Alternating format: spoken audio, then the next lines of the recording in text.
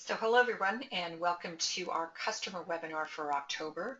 Don't let your team members be spooked by talking to members, the power of effective coaching. My name is Sophie Adams and I am the retention coach for the retention people in North America, and I will be your presenter for today. So let's get started with our session.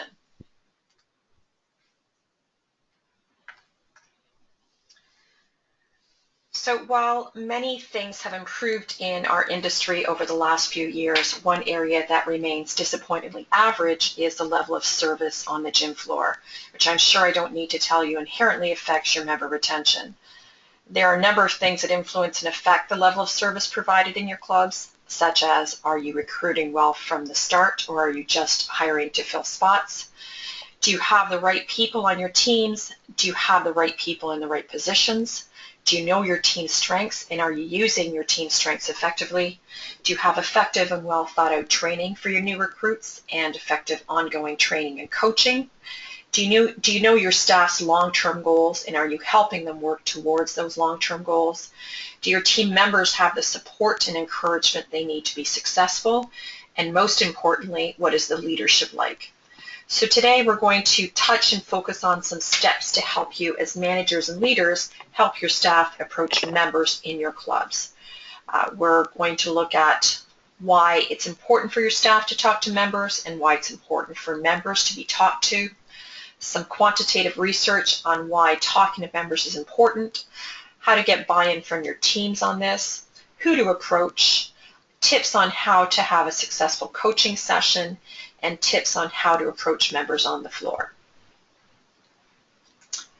First, we're going to tackle the why. Your team members need to understand and have buy-in as per why they're supposed to be talking to members on the floor. So first, let's take a look at what's in it for them if they do talk to members. So what's in it for your teams if they talk to members? We know that interacting with members allows staff to build good relationships by getting to know more members and getting to know those members even better, possibly, which leads to personal satisfaction on their job or job well done. Staff get a sense of a feeling of making a difference to the members at your club. The more they practice, the better they get. So practice makes perfect, and they start to build confidence and improve on those skills. They will enjoy coming to work because of the added confidence from the improvements. They won't dread doing the member talk session of their job anymore, and they will actually look forward to it. Also, when staff enjoy coming to work, they will stay with you longer, therefore improving your staff retention. And if they like where they work or their place of work, they will refer their friends for employment, which may lead to more effective and better recruiting for you as an operator. If the staff's long-term goal is to move on to other positions, such as personal training within your facility, they will already have started to create a potential client list because of these touch points that they're already making with members. Or if they have a goal of moving on to a management position, they start to learn and sharpen those skills for other club level positions or opportunities that may come up. The staff see that members are now rating the club's customer service higher. Staff start seeing higher NPS scores if you are doing net promoter surveys. And they also see how they are contributing to the positive club reputation of good service that's being provided. They see that happy, engaged members mean more member visits and more referrals for your sales team.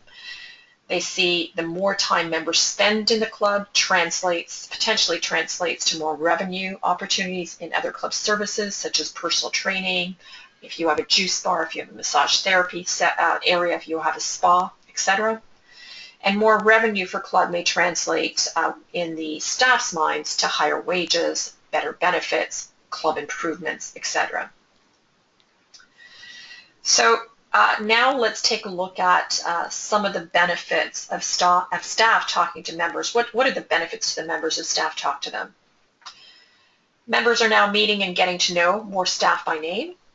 Because of this, their comfort and confidence level increases in approaching staff in the future with questions and other queries that they may have.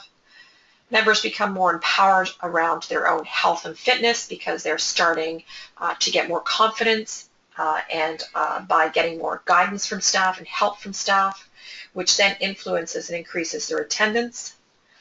Members are now attending more, which now translates into them achieving their fitness goals more effectively and possibly even faster. They are starting to get involved in different and more activities within the club culture and in the club, and they become more stickier to your club because of this. They start having more fun because now they know more people and are achieving their goals, which means they look forward to their next visit rather than dreading the next workout in the club environment. And the members start having a sense or a feeling of belonging to your club community. They now see their club, the club, as their club, not just any club or a club.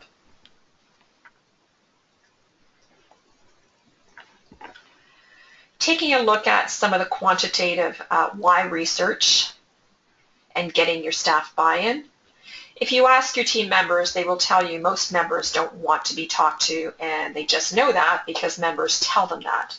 In fact, our research shows otherwise. I'm going to share some of this research with you to take back to your teams and speak fact, not fiction, on what members really want and the impact of talking to them.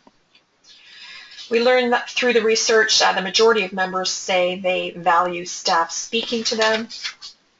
And those who said they didn't value it, the research still showed those members still stayed longer when they actually were spoken to. In fact, for every 58 members who were spoken to, one membership cancellation was actually avoided. Members who say they weren't spoken to during their visit are 20% less likely to cancel over the next 7 months, or excuse me, that were spoken to during their last visit said 20% likely to cancel. We're 20% less likely to cancel over the next 7 months compared to members who are not spoken to. And this is irrespective of their age or how long they've been a member or how often they actually use the facility. Over 1/3 of members say reception staff never spoke to them.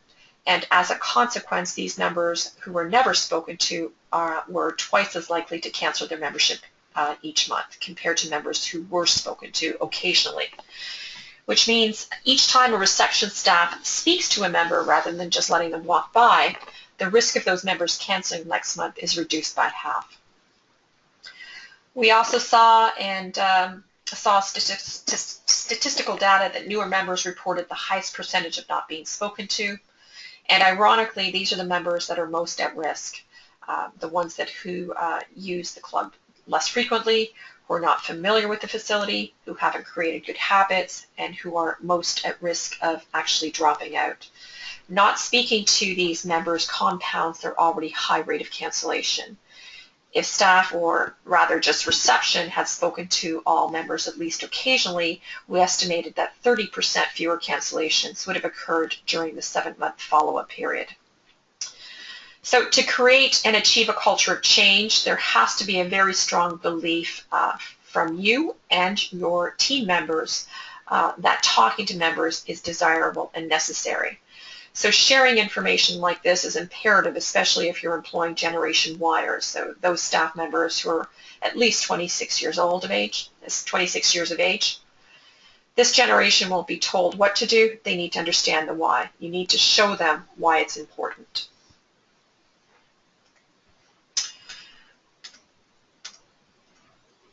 So to add on to that data and to show the staff the quantitative facts and research of what members really think and the fact that they do value being spoken to, our research shows that members do want to be spoken to. In fact, 87% value it with fitness staff. So 87% said they value when fitness staff actually speak to them. And 74% value the reception staff speaking to them. We're not talking about a long-winded conversation. We're talking about a short touch point that's genuine and comes from a place of caring and is not robotic. A hello and a goodbye. Tell me about your workout. What have you tried in our club so far? Tell me what you're trying to achieve by working out. Tell me about your weekend. Statements such as that. These interactions can be 5 seconds at the front desk or 5 minutes on the floor. But staff are looking for interactions and someone to speak to them. Continuing on with some of the research we actually saw the extended lifespan of memberships correlated with the number of interactions or staff members talking to them. If members did not receive any interactions after about 7 months of membership, 50% of them actually canceled their membership.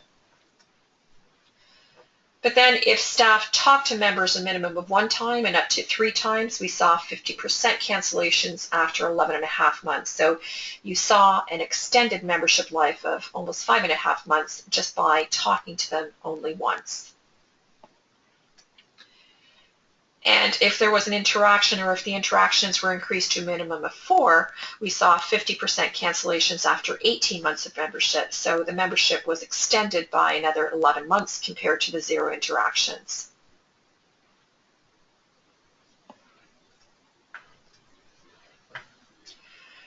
So you can see what it means for additional revenue here. If your monthly dues, for example, are $30 per month, the additional revenue would be $333 per member over the period with 4 interactions compared to 0 interactions. So imagine if you made this change for 100 members, how it would increase your revenue. So it's important to share this type of information with your team and how does it affect your members' retention, your club's revenue, just by looking at these factors and the previous graph. There's some important and very specific quantitative stats here.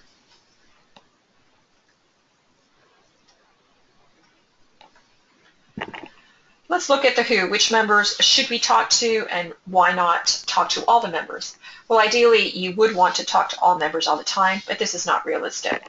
You probably don't have the staff model or the capabilities during those busy times to do this. So you want to ensure that there's a realistic goal. You don't want to get them set up for failure or set up your clubs for failure.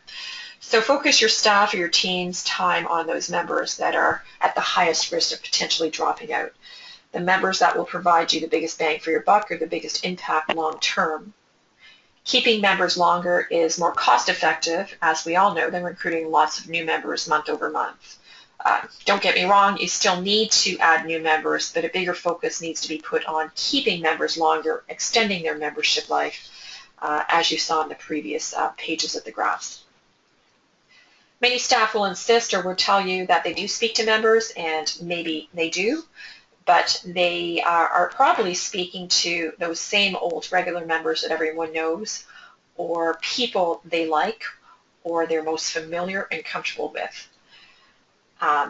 That member that comes in every day, the member who will never quit your club. It's important to train and coach your team to recognize the quieter, less consistent of the members or those 60 presenters.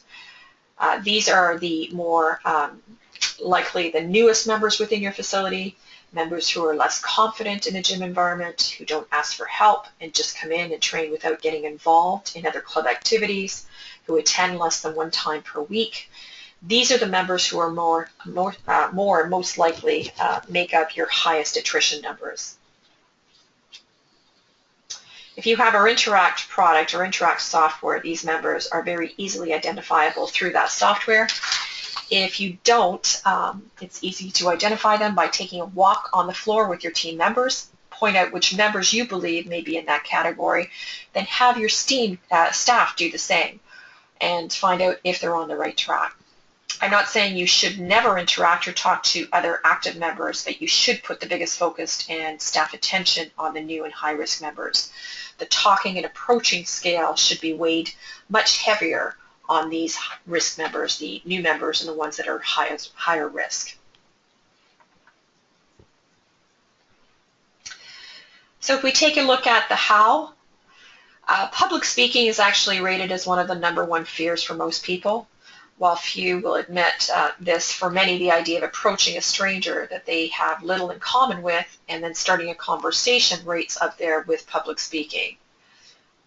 So it isn't surprising that when we ask our team members or staff members to actually speak to members, it's a very difficult task for them to do. This is especially the case with young staff who lack the confidence to speak to those members who they perceive they have nothing in common with. So instead of talking to the slightly overweight woman that joined up last week whose name no one seems to know, they just go and find someone they're comfortable talking to, such as another staff member or one of the gym regulars. So how do we change this? So first, we have effective coaching sessions.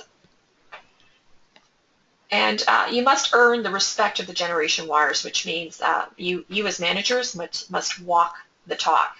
It's hypocritical to ask your staff to make better contacts with members if you fail to speak to people when you pass through the facility, whether it's your team members, your staff, or your actual club members. You should and you must make it a habit to take time during your day to do this. So as you're asking your staff members to do it, you should do it as well. Take a walk through your club. Use this as an opportunity to coach a new staff or sharpen the saw with other team members, so have them follow you. Use it as an opportunity to observe staff performing interaction with members and provide them with in-the-moment or curbside coaching. Use it as an opportunity to ask your members if they have had conversations with any of your team members today and how it went. And again, Generation Yers also want a collaborative approach to any decisions made. So although it may seem a little time-consuming to have the team member come up with their own solutions, with a little guidance from you as a manager, this will pay dividends in the long run and also give them a bigger buy-in as per why they're doing it. And also have longer-term commitment for change on their part. Show rather than tell.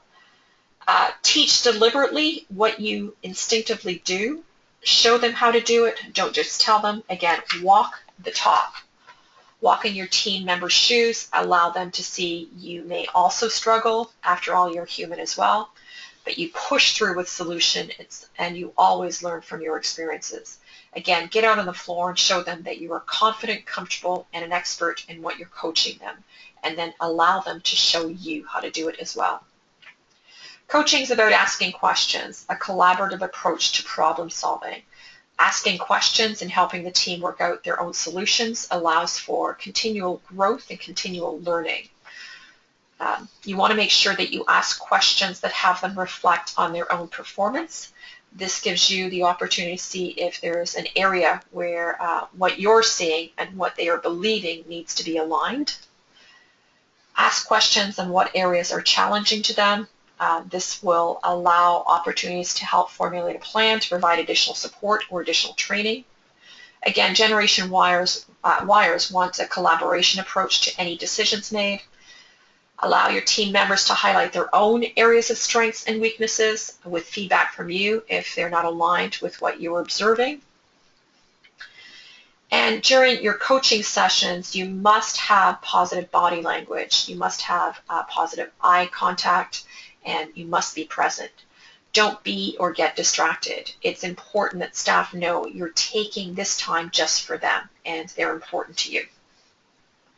It's important to set a time to meet each week. A set time demonstrates to the team that coaching is an important part of the business culture and prevents being overlooked.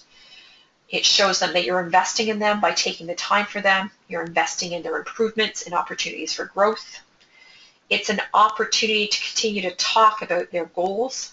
Are you helping them work towards those goals, whether they're staying with your organization long-term or developing skills for other future opportunities?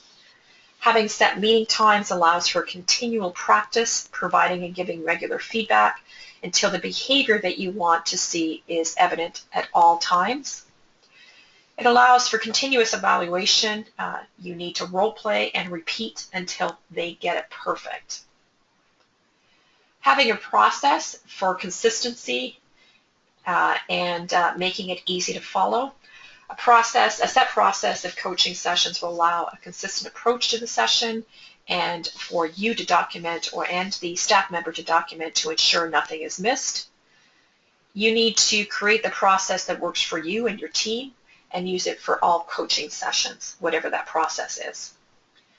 Setting clear targets to work towards. By setting targets, each team member knows what's expected.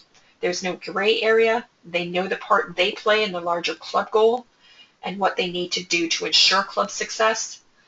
The goals should be realistic within the time frame set, but at the same time challenging to allow for continual improvement. And you always want to leave them feeling good. And you also want to ensure that they know that you value their input. Always end the session on a positive note. Talk about something they finally accomplished, they improved on, or continue to do well. Research done at the Berkeley University found that 46% of team members were shown to be more productive when they were shown appreciation from their supervisors. So if there's MCI, measurable constant improvement, pat them on the back. Celebrate the small improvements, not just the most obvious. Just saying hello for some of your team members is a large step, so celebrate that.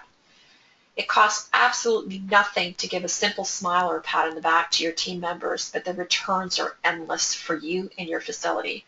When staff members are consistently achieving your desired standards, be sure to reward them and also to involve them in training of the next generation of your staff. That is very important as well. Again, it gets them to buy in and provides a longer-term commitment. Let's look at some of the approaches and some of the tools that you can give your team members to help them approach members on the floor. Getting prepared or being prepared is very important. Do you have or do they have any information on the member to approach them with? Any information that is available on the member will help with the comfort level of the staff on the initial approach. So information such as how long the member has been a member, what programs they're registered in, anything that will help to start the conversation and will break the ice. Smiling is very important. Practicing to smile and just being happy. You're much more approachable, or they will be much more approachable and have a better chance of the member allowing them to speak to them if they are smiling and if they have a positive tone and positive body language. And smile invites a conversation. People want to talk to you when you're smiling, so members will want to talk to a staff that's smiling. Introducing themselves and asking for permission to actually speak to them, providing them the staff's name or the team member's name, and even better, if the team member already knows the member who they're approaching, it makes for a better introduction and a better way to break the ice. If they don't know the member's name, make sure that they're asking, and start the conversation with something you, again, will know about the member. Or if they don't know something about the member, maybe they saw the member in the club this week or yesterday, and they can start with a starter such as, I saw you at the club yesterday, I didn't get a chance to introduce myself or come and talk to you. Or other starters can be, I don't think we've met, my name is, or I see you're waiting for a Group X class. Or if they notice a member who might be waiting at the front desk, introducing themselves, or if the team member is new, I'm a new team member and getting to know some of the members in the club, or tell me about what your workout routine is like, etc. There are so many non-threatening, non-salesy ways to start a conversation, and you need to ensure that they remember the goal of the interaction or talking to the member is to get to know the member, not to sell them something. That comes later after you've built that relationship.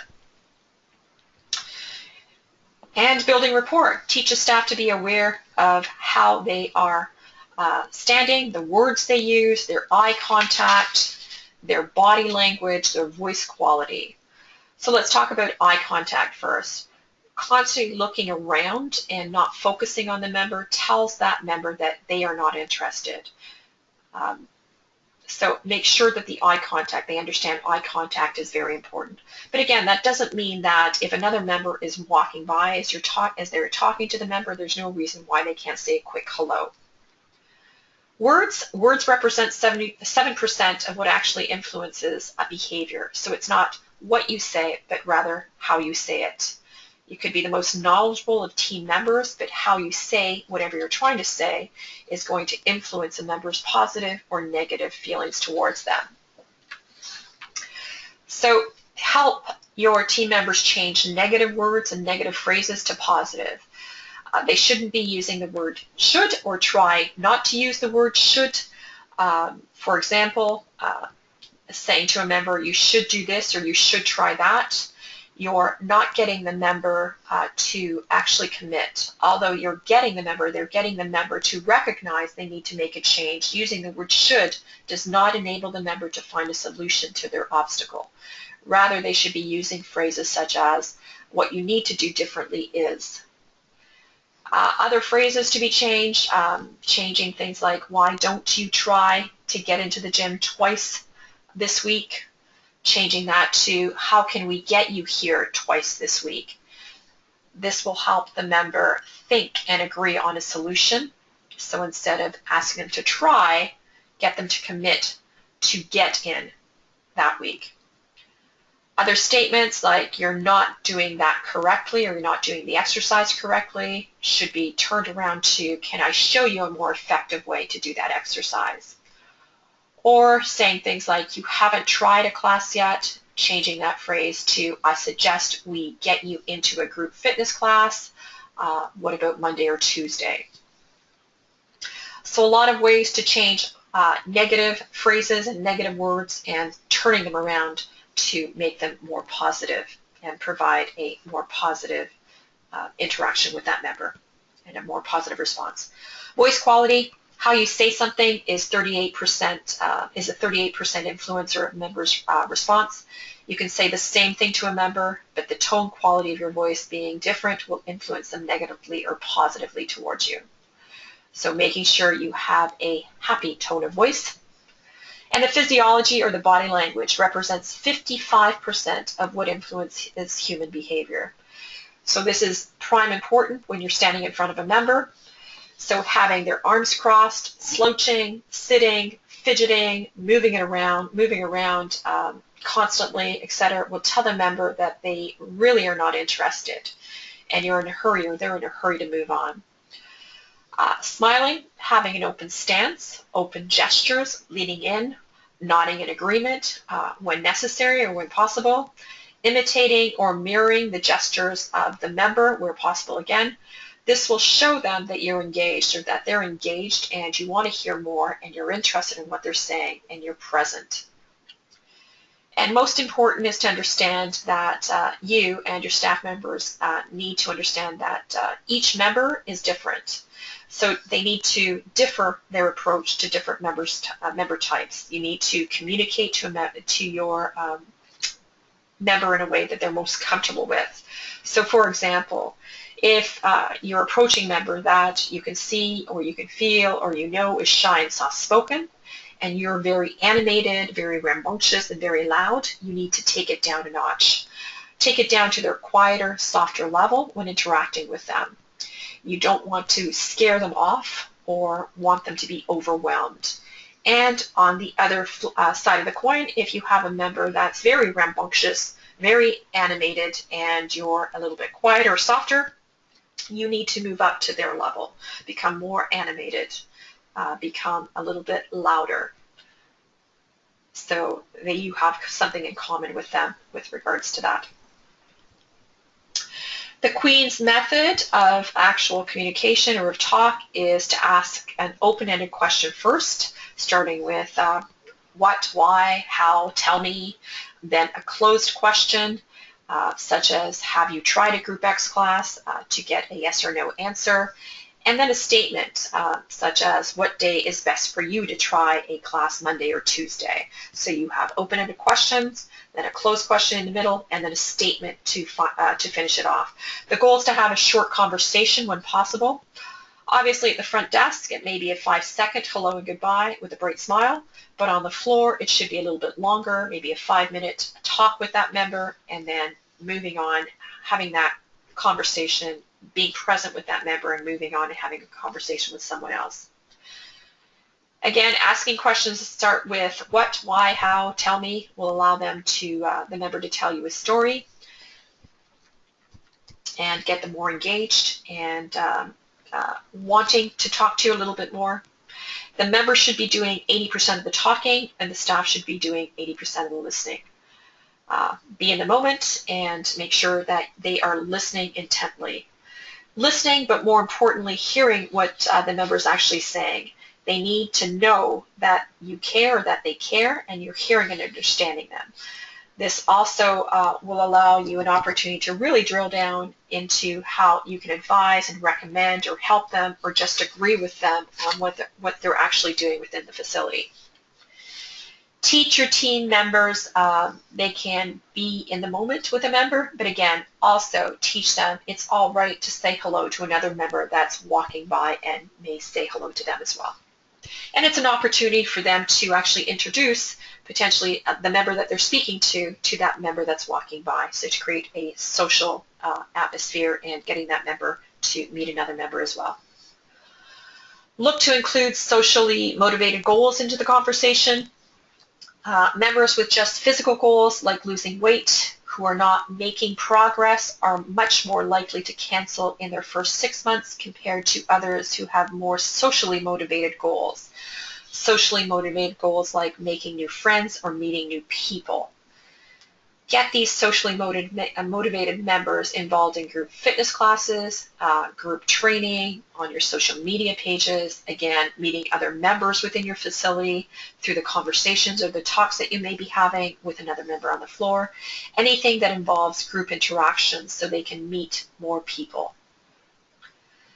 Guide members towards solutions and helping them to become a problem solver, but your team members also need to be problem solvers for your members as well. They must be solution experts. Teach them how to find solutions for your members. For example, when a member says lifting weights isn't fun, your staff could say group fitness classes are fantastic. Let me book you into a class. What day works for you, Monday or Tuesday?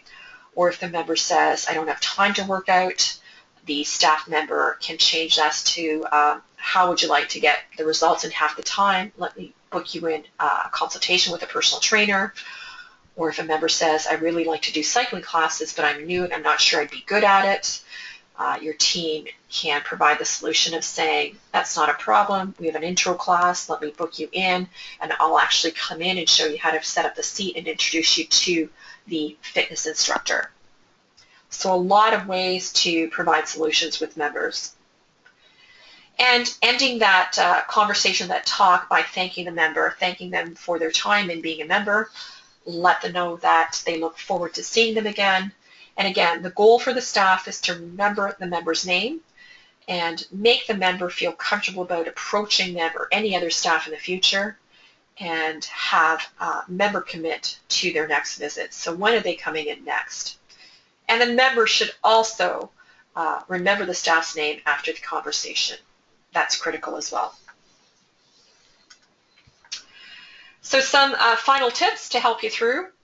Ensure all team members understand the why and use the research that I provided as a starting point to get them buy-in. Show them what's in it for them as well. Don't leave it to chance. Measure it if you can, but as a minimum, make sure every one in your facility is practicing and speaking to customers and members all the time. Each visit counts. It should be the aim of every staff to talk with your members in some way, whether they're at the front desk, your front desk staff, your fitness trainers, your personal trainers, your group X, the management team, the cleaning staff. It's not about selling them something, but rather about building a relationship. Once this relationship is built, you can move on to the next stage, which may be the sale or the upsell. If possible, your focus should be to target those new members or those members who have visited less frequently. You need to make sure new users are integrated into the club effectively straight away.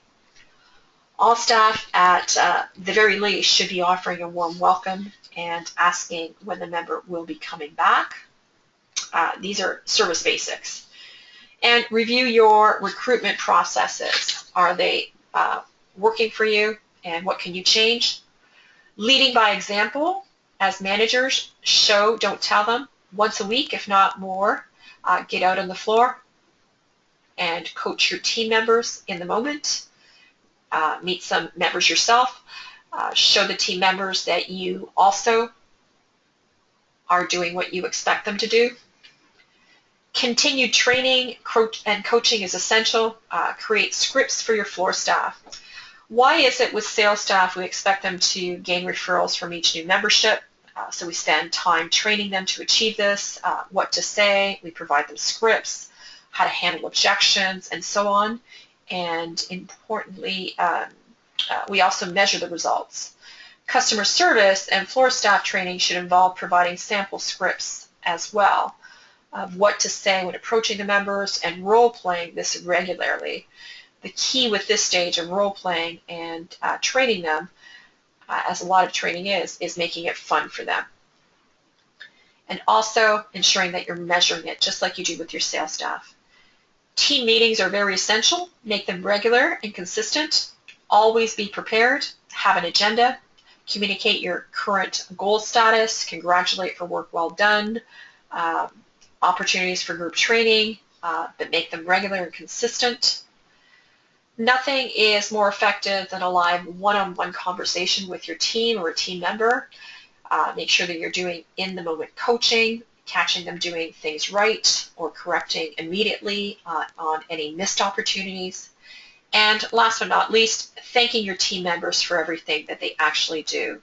Again, team members will respect you and want to work with you more when you're actually thanking them for a job well done. So that's the end of our session today. I want to thank you for joining us. And again, my name is Sophie Adams, and I'm the retention coach for North America. If you do want to reach out to me, here's my number and my email address. You can also find information on our website, theretentionpeople.com. And just quickly, our next month's webinar is our TRP Management Forum overview. So find out what operators have been discussing at our November event, and that is on November the 24th. The time is listed here, and you can register through our online registration through our website or the link that's provided on your screen. So thank you very much, and I will close it off there. Hope you enjoy the rest of your day.